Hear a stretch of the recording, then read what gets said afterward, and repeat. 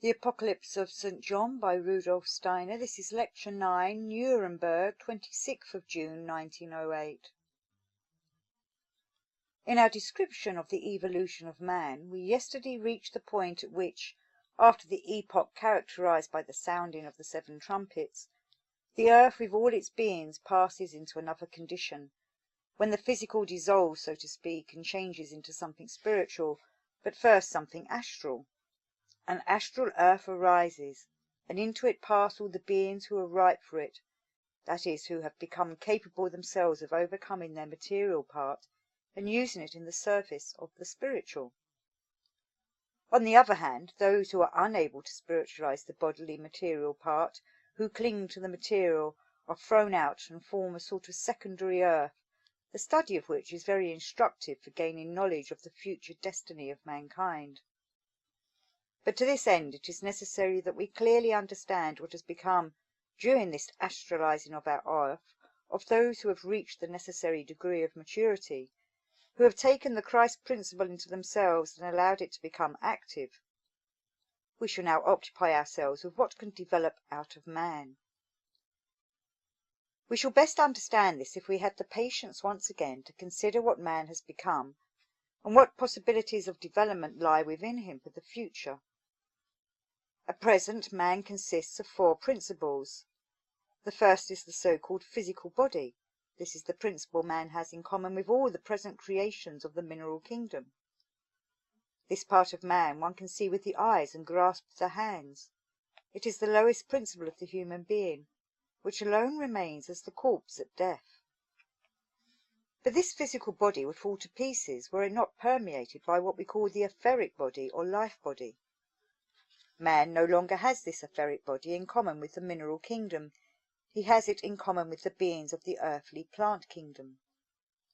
In every man the fighter against death is the etheric body, which between birth and death holds together the parts of the physical body that continually have the tendency to disintegrate. What is the physical body of man in reality? It is what it becomes a short while after death has destroyed the form. Ashes. A little heap of ashes, only artificially arranged in the life body, so that the whole man makes the impression he now does upon those who look at him. The second principle, then, is the ether or life body. The third principle, which man has in common with the animals, is the so-called astral body, the vehicle of instincts, desires, passions, thoughts, ideas, and so on, all that is usually called the soul in man. Finally, we have the 4th principle of man, the one which makes him the crown of earthly creation, which makes him stand out above all the other beings, and enables him to develop as an individual self-conscious being in earthly existence. In the future, the evolution of man will unfold in such a manner that he will gradually work from his ego upon the lower principles, so that the ego becomes their ruler. When the ego has thoroughly worked upon the astral body and taken possession of it, so that in this astral body there are no more unconscious and unguarded impulses, instincts and passions, then the ego will have developed what we call spirit self or manus. Spirit self is none other than the astral body, only the astral body is the 3rd principle before it is transformed by the ego. When the ego transforms the etheric body also, life spirit or buddhi arises. And when, in the remotest future, the ego transforms the physical body so that this is completely spiritualized by the ego, this is the most difficult work because the physical body is the densest. Then the physical body develops into the higher principle of man, namely Atma, or spirit man. Thus, if we conceive of man in his 7-fold nature, we have the physical body, the etheric or life body, the astral body, and the ego. Further, we have what man will develop in the future, spirit self or manus, life spirit or buddhi, and spirit man or atma. That is the 7-fold being of man. However, he will only develop these higher principles in the far distant future. It is not yet in man's power, while on the earth, to work so far upon himself as to bring all these higher spiritual parts to development. If we consider 7-fold man in this way, we shall, however, still not fully comprehend the man we see before us today. It is indeed true that if we survey man as a whole, we may speak of these 7 principles. But if we wish to understand present-day man, we must be more exact. You will remember that the physical body was developed on Saturn, the etheric body on the Sun, the astral body on the Moon, and that the ego is to be developed on the Earth. It has already developed to a certain degree. We must now observe this earthly evolution of man somewhat more closely. The greater portion of mankind will only have gained the power to work quite consciously in the spirit self, in the transformed astral body, at the close of the earth evolution. On the other hand, during our earthly evolution, man had to pass through a kind of preparation which made it possible for him to work half consciously and half unconsciously, as it were, on his 3 lower principles. This half conscious and half unconscious work began in the Lemurian epoch, to which we have already referred. At that time the ego began to work in a very dim consciousness, and at first, in fact, on the astral body. If, therefore, you follow the earth development from the Lemurian epoch into the first portion of the Atlantean, you will find the ego worked at first in a very dim consciousness, half unconsciously only on his astral body. What then appeared on the earth as the product of the transformation of the astral body, we call sentient soul. Then, during the Atlantean epoch, when the air was filled with dense volumes of water vapour, the ego worked in dim consciousness on the etheric body and produced what we call intellectual soul or mind soul. And from the time when, from the country in the neighbourhood of the present island, the great impulse came which drove the peoples from the west towards the east, and led beyond the great Atlantean flood to our new culture, from the beginning of the last third of the Atlantean epoch, the ego worked unconsciously on the physical body. It worked into it what one calls the consciousness soul, what gave man the foundation to work out of the group soul nature, a more or less self-conscious ego, which first received the great impulse towards complete individuality with the appearance of Christ Jesus. Then only did man really become capable of what one may call working more or less consciously on the astral body. Really only since the advent of the Christ impulse on earth have we begun to work consciously on our astral body. So that if we speak of man today, we have to say that he has developed physical body, etheric body, astral body, then sentient soul, the astral body which was formerly transformed in dim consciousness, intellectual soul, the etheric body which was dimly transformed in the Atlantean epoch, and the consciousness soul, the physical body which was dimly transformed in the later portion of the Atlantean epoch, so that he gradually matured to where he could develop spirit self, manus, as far as it can be observed in man today. All men now possess the rudiments of manus, but one has more, another less. Many will still have to go through many incarnations before they have developed manus far enough to become aware of what they are working upon within their human being. But when the earth has reached its goal, when the 7th trumpet begins to sound, the following will be observed. What exists of the physical body will be dissolved like salt in warm water. Man's spirit self will be developed to a high degree, so that man will repeat again and again the words of Paul, "Not I, but Christ in me, does everything." Thus man will live. This will enable him to dissolve the physical nature and make the ennobled etheric into a being which can live in the astralized earth. Thus man, a new being, will live over into this spiritualized earth. We might say that the important stage of passing over into the earth, which has become spiritualized, is wonderfully expressed in the Bible, where it says that everything which man now accomplishes within himself in the physical body during the earth period is like a sowing whose fruit will appear when the earth has become spiritual. And that which thou sowest is not the body that shall be, but bear grain, it may chance of wheat or of some other grain. But God giveth it a body, as it hath pleased him, and to every seed his own body. That is the body which is the expression of the soul, of the individuality.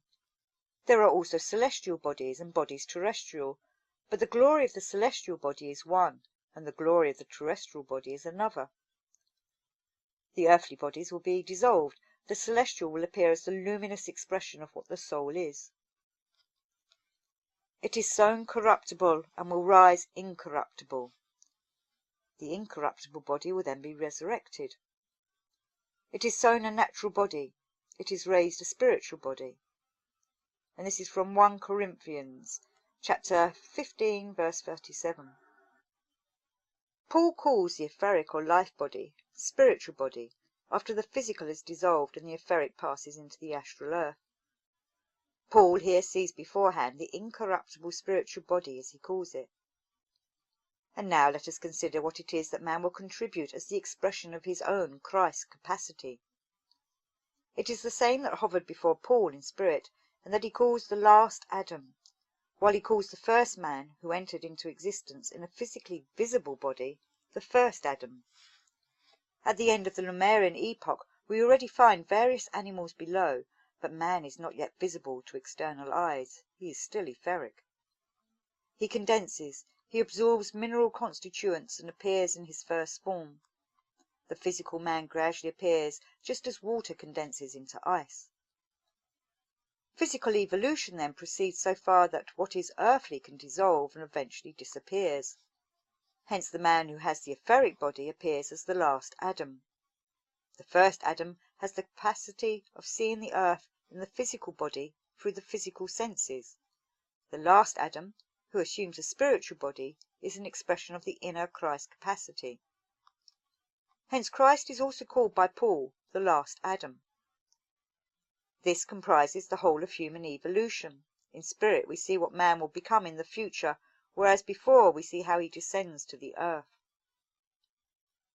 Now, to understand the following, we must look a little more deeply into the mysteries of man's becoming. If you could observe man before his body becomes physical, that is to say, when he was still invisible to physical eyes, when he first descended from the etheric, so to speak, by becoming first an airy, watery structure, then a cartilaginous structure. If you could follow him thus, you would see that our earth was also quite different. In the time before the descent of man, there was really no mineral kingdom. The earth only possessed the heritage of the moon. The lowest kingdom was the plant kingdom, and the earth was much softer. The distribution of the watery and gaseous substances was quite different.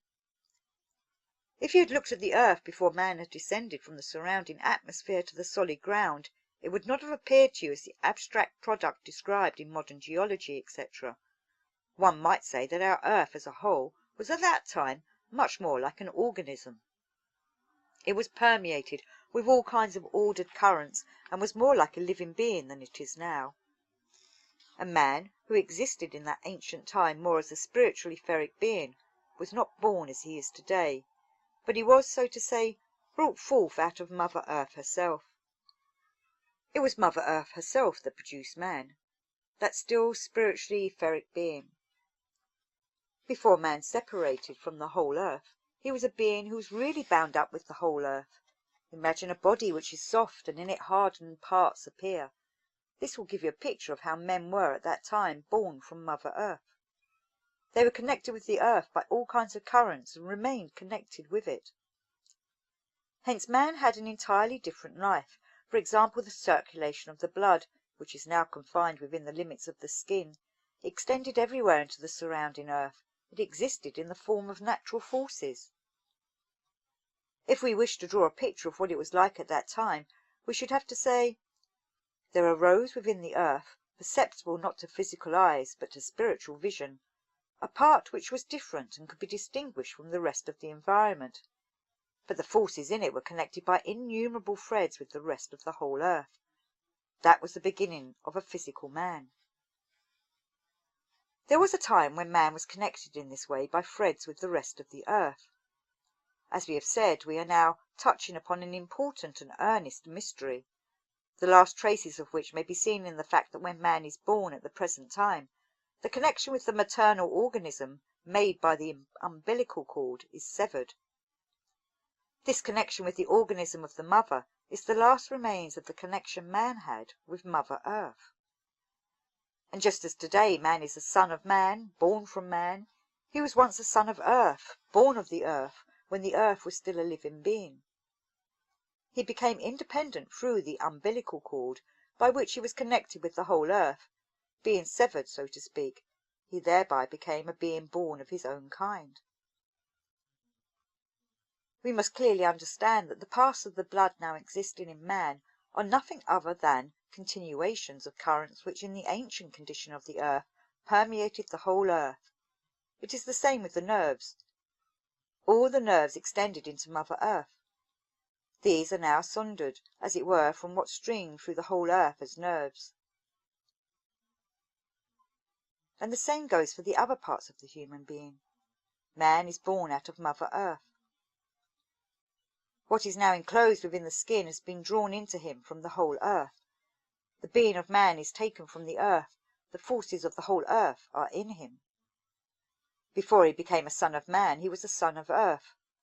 The name Adam really means son of earth. All these ancient names point to important secrets, and when we are aware of this, we shall understand that before the visible man appeared on the earth, it already contained within it all the forces of this visible man.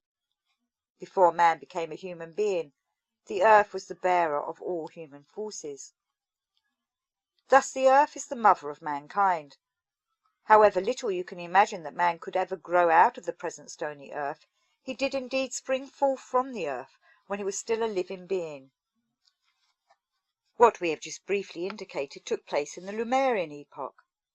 If we were to ask ourselves whether the earth was not indeed exceedingly important for man, we would have to say, yes, it was, for in its original form it contained all that man later took into himself. In one part the heart was prepared, in another the brain. In our earth every nerve fibre was prepared. And just as that inner being was prepared in the earth, in the same way, in what we shall have developed as our new body when the earth has reached its goal, will we carry within us as the form which the future planet, the future embodiment of our earth, must assume. Today man works upon his soul. In this way he makes his body more and more like the soul, and when the earth has arrived at the end of its mission, his body will have become an outward image of the soul which has taken Christ into itself. Such a man will survive and implant in the next embodiment of our earth the forces he has thus developed. Jupiter will have an appearance such as men are able to bring about by constructing it out of their own bodies. This Jupiter will, to begin with, receive its form from what man has made for himself. Imagine that all the bodies that have formed themselves in this way are united in a single cosmic sphere. That will be Jupiter. In your soul you will have the germs of the future form of Jupiter, and of the forces it will contain, and out of Jupiter will be born Jupiter beings. This man is now preparing for the birth of the Jupiter bodies. What, therefore, must man do in order to give a worthy form to the future embodiment of our earth? He must take care that the work he can do consciously is done in the Christ-like way, so that the etheric body, which will be an image of this work, will enter worthily into the spiritualized earth. All the parts of this body will be just as man has made them. He will bring into this spiritual earth what he has made of his physical body, and this will be the foundation for his future evolution. Just as your present soul develops in your present body, which you have inherited from the moon, so your future soul will develop in what you yourselves make out of your own body. Hence the body, the envelope of the soul, which clothes the ego, which is inhabited by the ego, is described as the temple of the ego within, the temple of the divinity dwelling in man, the temple of God. When, therefore, you form this body, you are building a future temple, that is to say, the new incarnation of the earth. You build up Jupiter in the proper measure by shaping the human body in the right way. What, therefore, must appear when the earth has reached its goal? A temple of the soul, harmonious in all its measurements. Hence the initiate is commissioned to examine this temple which man will then have built. When this temple of God is measured, it will be made manifest whether the soul has done what is right. And there was given me a reed like unto a rod, and the angel said, Rise and measure the temple of God, and the altar, and them that worship therein, but leave out the outer court. Revelation chapter 11, verse 1. This means all that was there as preparation must be thrown out of the temple. Man had first to have a physical body and a etheric body before he could work in them. These bodies are the outer court and must fall away. They must be thrown out. That alone which man has made does he keep. That is the temple in which we are to live the new beings in the time of Jupiter existence. We shall live then in an earth which has become spiritual. We see how the pattern of this Jupiter time is already being prepared. We see foreshadowed how men bring with them the fruits of their earth existence. And now we must clearly understand that all that was there before reappears in this spiritual condition of the earth in a higher state of evolution. Most prominent of the bearers of the spiritual currents upon which the earth is founded and from which it has proceeded. The bearers of these currents appear in living form. In the Christian tradition, Elias and Moses are seen as the personal representatives of what we found in yesterday's lectures in the two pillars. In Christian esotericism, Elias and Moses are looked upon as those who give the teachings of the two pillars. Elias was the one who brought to man the knowledge and message of the one pillar, the pillar of strength. Moses the one who brought the message of the pillar of wisdom. Moses means wisdom or truth, and Elias means the directing force, that which points the direction, that which gives the impulse. Thus we see these two appear in the spiritualized world at the stage of evolution they would then have reached.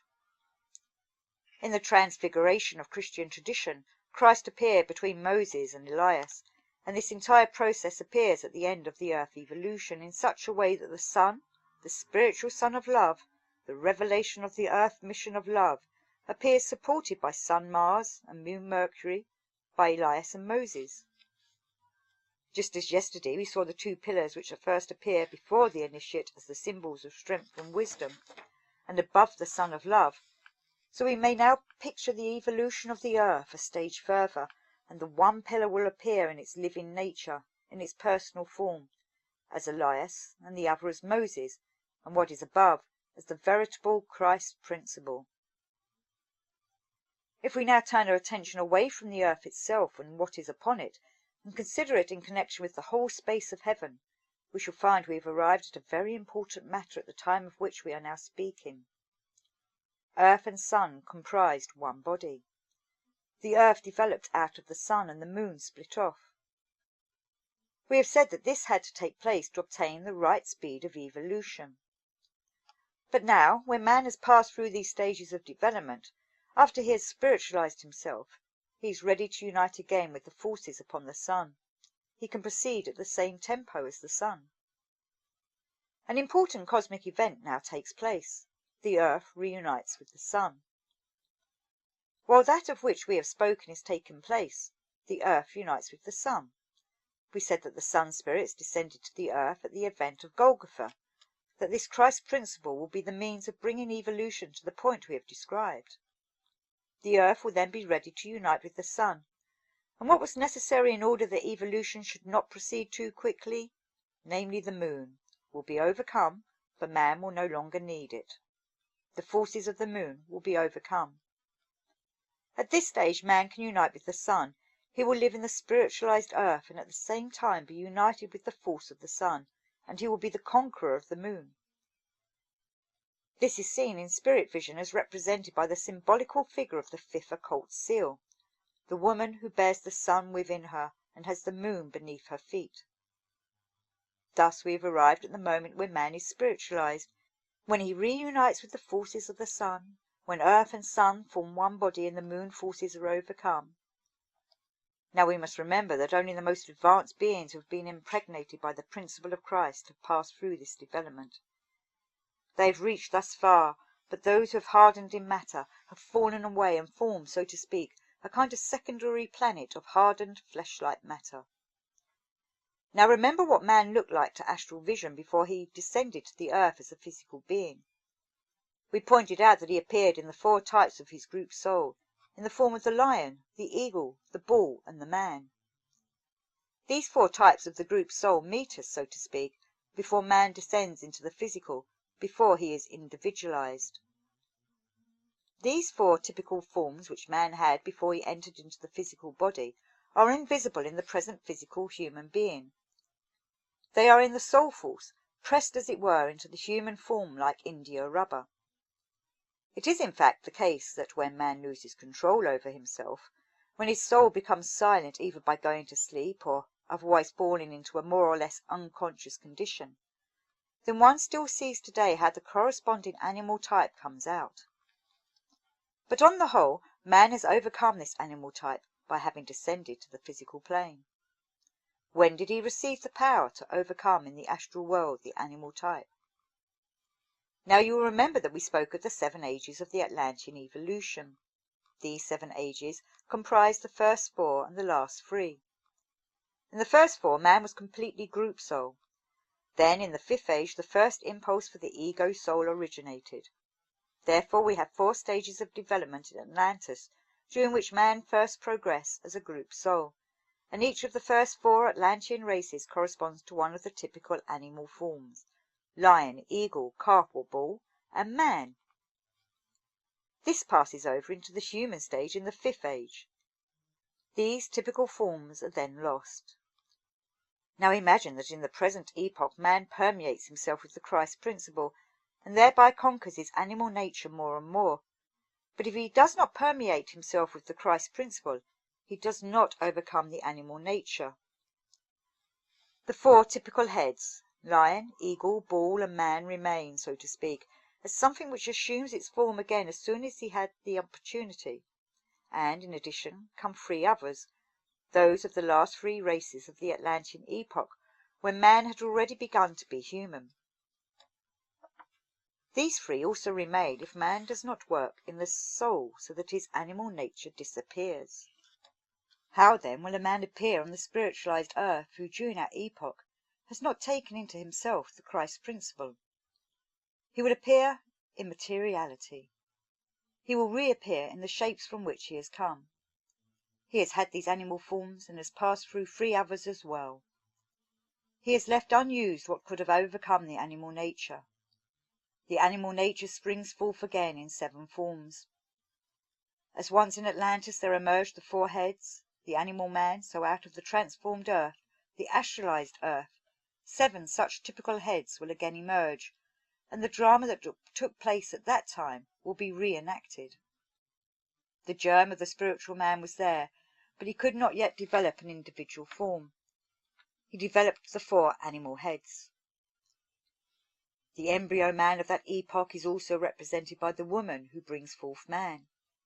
The man of the future is also represented by the woman who gives birth to the spiritual man.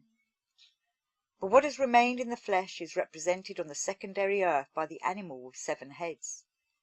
Just as there were 4 heads in the period before man had the possibility of overcoming the animal nature, so those who have remained in the animal nature will appear as one entity, as the beast with the 7 heads.